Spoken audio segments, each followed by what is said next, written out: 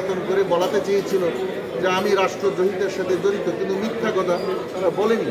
পরবর্তীতে তারা জেল খেটেছে এবং জেল হতে আমি সমস্ত তথ্য পেতাম প্রতিনিয়ত যে তাদের উপরে কী অত্যাচার করা হচ্ছে। ব্রিগেডিয়ার জেনারেল আজমি এই আয়নাঘরে ছিল, কোনোদিন কেউ চাকরিরত অফিসাররা এই কথা বলেনি। আমার সৈনিক জীবনের ঝুঁকি নিয়ে আমার কাছে এসে বলে গেছে আজমি স্যার ওখানে আছে। লেফটেন্যান্ট কর্নেল হাসিব সে ওখানে ছিল, সে বলেছে। আমি পরে অনলাইন মিডিয়াতে গিয়ে এটা প্রচার করেছি এবং আপনারা জানেন মানব জমিন অনলাইনে গিয়েছিল। মানব জমিনকে ডিজিএফআই যখন চার্জ করলো 4 দিন পরে সেটাকে তারা উঠায় নেয়। আমি প্রতিনিয়ত আজমির পরিবারের সাথে যোগাযোগ রেখেছি যে সে কোথায় আছে না আছে।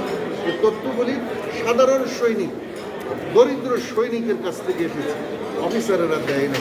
তারা অত্যাচার নির্যাতন করেছে, তারা কি ক্ষমা চেয়েছে? এই আয়নাঘর তৈরির জন্য, মানুষ নির্যাতনের জন্য কত লোক হত্যা করেছে, কত লোক গুম করেছে, তারা কি স্ট্যাটিস্টিক দিয়েছে?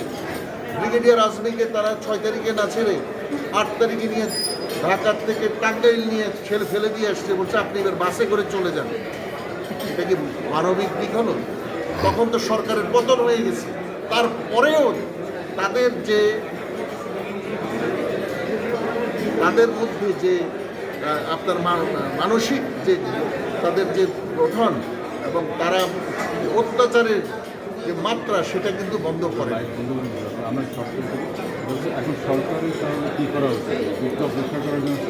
অবশ্যই যারা এর সাথে জনগণের উপর নির্যাতন করেছে, সেনাবাহিনীর অফিসারদেরকে নির্যাতন করেছে, এদেরকে জরুরি ভিত্তিতে চিহ্নিত করে বিপ্লবের মূলমন্ত্র অনুযায়ী এদেরকে বিচারের আওতায় এনে অতি দ্রুত এদের বিচার কমপ্লিট করতে হবে। তারেক সিদ্দিকীকে ধরে আনতে হবে। জিয়াউল হাসানের মতো তার সহযোগী অন্যান্য যারা ছিল, ডিজিএফআইয়ের তৎকালীন ডিজি মামুন খালেদ, র্যাবের তৎকালীন যারা কাজ করেছে, সেই সকল হত্যাকারীদেরকে ডেকে নিয়ে আসতে হবে এবং ডেকে নিয়ে এসে জরুরি ভিত্তিতে বের করতে হবে যে কারা কখন কীভাবে কাকে গুম করেছে, হত্যা করেছে। কথা বলা আমি বাংলাদেশের আভ্যন্তরীণ নিরাপত্তা এবং বাইরের যে নিরাপত্তা, ভবিষ্যৎ, এই দুটাকে যদি চিন্তা করি তাইলে একটা চান্স আছে। যদি আপনি দীর্ঘ সময় ধরে এটা বিচার আচার না করে এদেরকে খোলা এভাবে রাখেন, তো তারা তো বসে থাকবেন। ভারত অবশ্যই চেষ্টা করবে এই সকল লোকরা যারা বিশেষ সুবিধা ছিল, যারা এখনও চাকরিতে আছে, তাদেরকে একত্র করে প্রশাসনে, পুলিশে, সেনাবাহিনীতে আবার কিছু একটা করতে, বিভিন্ন তাদের অনুগত যে সকল গোষ্ঠী আছে তাদেরকে দিয়ে করতে, তাদের যে সুশীল তথাকথিত আছে তাদেরকে দিয়ে করতে। সুতরাং বাংলাদেশে তো এই ধরনের ঘটনা আছে, ইতিপূর্বে ঘটেছে না? 75-এ কথা চিন্তা করেন, পরবর্তী বিভিন্ন সময় চিন্তা করেন। সুতরাং এই প্রতি বিপ্লব বন্ধ করার জন্য সর্বপ্রথম বর্তমানে যারা দেশ চালাচ্ছেন, ক্ষমতা আছেন, তাদেরকে ইন্টেলিজেন্স সিস্টেমকে ডেভেলপ করতে হবে। দেশপ্রেমিক অফিসার্স এবং কোয়ালিফাইড লোকদেরকে দিতে হবে। বর্তমান যে অপারেটর আছে এদের দিয়ে হবে না। এই যে যারা অফিসার চাকরিচ্যুত বিভিন্ন কারণে হয়েছে, এখানে অনেক ভালো ভালো অফিসার আছে, এদেরকে বসাতে হবে। এইসব জায়গায় বসাতে হবে। জাতীয় নিরাপত্তা কাউন্সিল তথা ন্যাশনাল সিকিউরিটি অ্যাডভাইজার্স অফিসকে অ্যাক্টিভেট করতে হবে। উনি যদি প্রধানমন্ত্রী বা প্রধান উপদেষ্টার অফিসে বসে থাকেন তাহলে কিন্তু এই কাজ হবে না। প্রত্যেকটা দেশে ন্যাশনাল সিকিউরিটি অ্যাডভাইজারের একটা বিশাল রোল থাকে। আমি আশা করি আমাদের দেশে যিনি হয়েছেন বর্তমানে তিনিও সেই রোল প্লে করবেন।